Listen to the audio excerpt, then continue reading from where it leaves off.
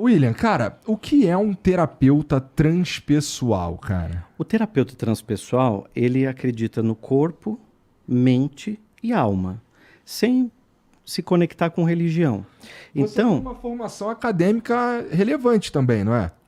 você fala variada? Ah, eu vi que você é pós-graduado em neurociências, é isso Sim, aí? sempre procurei continuar estudando. Me formei primeiro em letras, depois estudei pedagogia, então eu comecei como professor. Aham. Então eu fui deu aula de professor quê? de língua portuguesa, Português? de técnicas de redação. Fez Então, letras português e literatura? É. Tá, E depois eu fiz pedagogia, fiquei na área da educação. tá. Tanto é que o meu primeiro Tu tem livro, quantos anos, cara? 40 anos. Caralho! Pô, tô mal, viado. Você tem quanto? 38. Tá mal mesmo. Tu pinta o cabelo, William, para de sacanagem. Não pinto nada.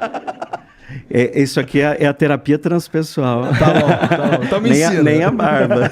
Nem a barba. Então significa que no meu primeiro livro foi na área da educação. São 25 livros, né? Só que eu sempre fui muito curioso para por que as pessoas são assim, por que elas se comportam desse jeito. Então, eu sempre gostei de ler sobre isso tudo. E tinha uma coisa que me incomodava muito, que era assim, nós éramos de uma família muito pobre. Não, agora não, obrigado.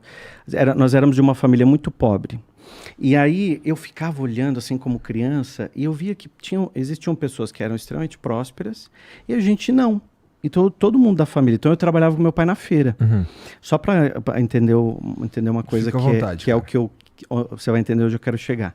E quando eu trabalhava com meu pai, às vezes eu falava para ele assim, pai, eu quero estudar, quero fazer faculdade e tal. E ele falava assim para mim, não, a nossa família, todo mundo é pobre, aqui ninguém fez faculdade. Então, e ainda tinha os exemplos em volta. E eu trabalhava ali na feira, a gente vendia peixe na feira. E aí teu pai tava tranquilão com isso e Meu ele via pai pra você falava, um futuro parecido.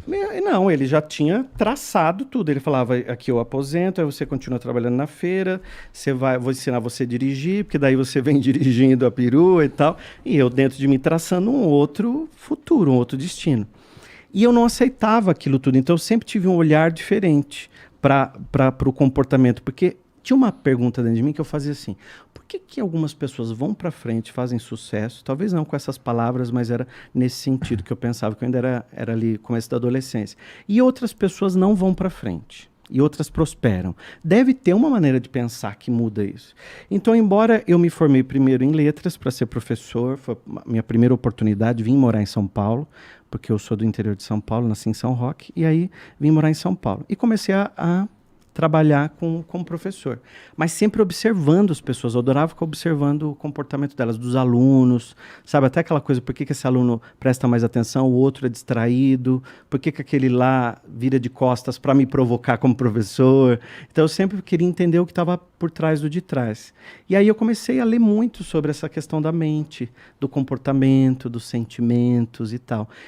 E tive uma transição de carreira, de professor para terapeuta. Então, os meus 2 primeiros livros... Que momento foi isso aí? O que te levou pra isso foi esse lance de querer entender melhor por que as pessoas agem como agem. Sabe que às vezes eu estava dando aula, ainda lá no colégio, assim, depois na faculdade, e eu começava a falar umas coisas na aula, assim, por exemplo, pegava um texto e aí a interpretação do texto ia além, sabe? Porque eu trazia alguma coisa. E os alunos ficavam prestando uma atenção, assim... E às vezes tinha aluno que vinha no final e falava assim, puxa, professor, você falou exatamente o que eu estava precisando ouvir. Essa sua mensagem veio para mim, sabe? E eu sempre fui um cara que prestou atenção nos sinais. Nos sinais. E aí teve uma história que eu lancei 2 livros na área da educação para os meus alunos da faculdade.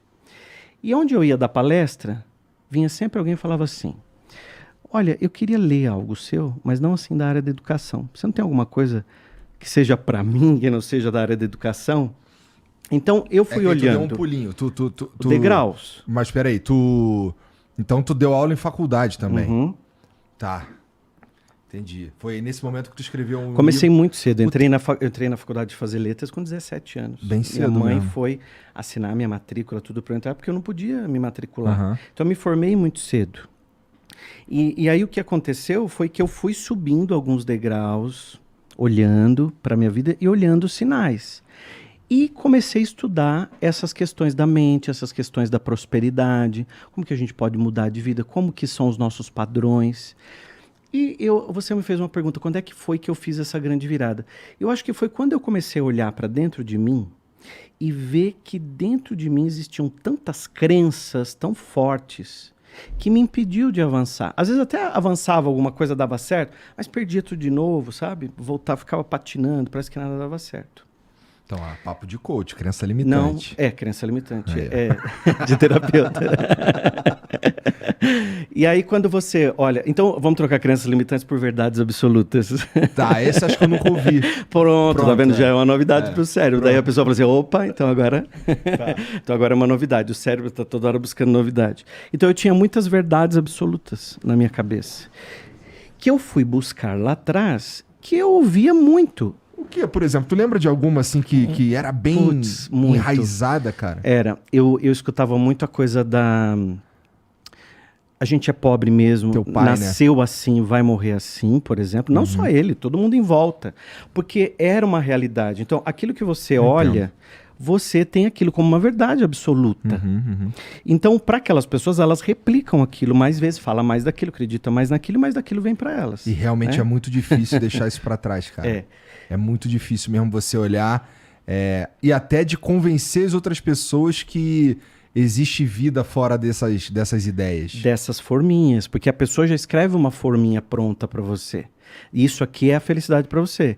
Então, quando a pessoa diz assim, não, nós somos pobres mesmo, aqui a gente não vai para frente, tudo é difícil, é preciso ralar para conseguir dinheiro, porque o dinheiro, dinheiro na mão é vendaval, dinheiro não dá em árvore. Então, assim, uma série de verdades que vão te contando, que são absolutas para aquelas pessoas. E você vai para a vida com essas verdades. Então, a gente tem três tipos. Tem as hereditárias, que é essas que vêm de família.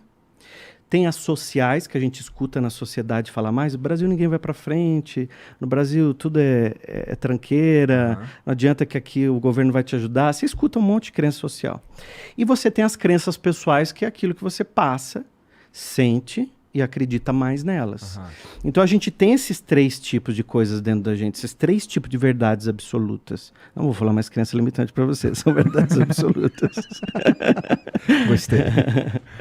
Mas isso aí, isso que você está falando, assim, é bem verdade mesmo, porque assim, tem muita coisa e é muito difícil, cara. Você, não sei, em alguns momentos na vida que você precisa, pelo menos foi assim pra mim, chegou um ponto da minha vida que eu precisava, que assim, não tava mais dando, mas eu tava encaixado nessa forminha aí. Eu também dei aula, eu também fiz letras, eu fiz letras português e inglês, eu dei aula 7 anos de inglês. Somos colegas, eu achava que no futuro, sei lá, na melhor das hipóteses eu ia ser, sei lá, ter uma filial de um curso X pra eu cuidar e dar aula numa faculdade, e eu achava que era ali que eu ia chegar e tava tranquilão com isso, porque eu nem enxergava outras possibilidades, entendeu? Coisas que eu poderia ser bom fazendo. Nem passava pela cabeça. Mas olha que interessante, a nossa cabeça tem uma coisa da prosperidade, você vê? Você olha para o futuro e você vê algo melhor para você. Então, você olhava com possibilidades para um futuro. Então, quando a gente olha com possibilidade, a gente vai buscar elementos para você não falar assim, não, eu não estou maluco, não, isso aqui realmente vai funcionar.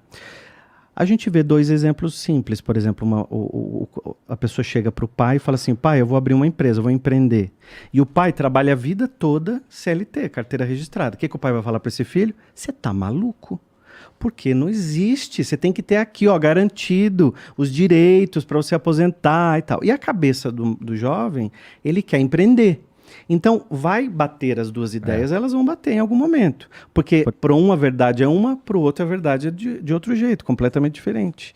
Só que quando você tem um lugar que você quer chegar, que você fala assim, caramba, isso aqui é um lugar que eu quero chegar, eu quero prosperar, quero avançar, quero ter coisas melhores para mim e para as pessoas que eu amo.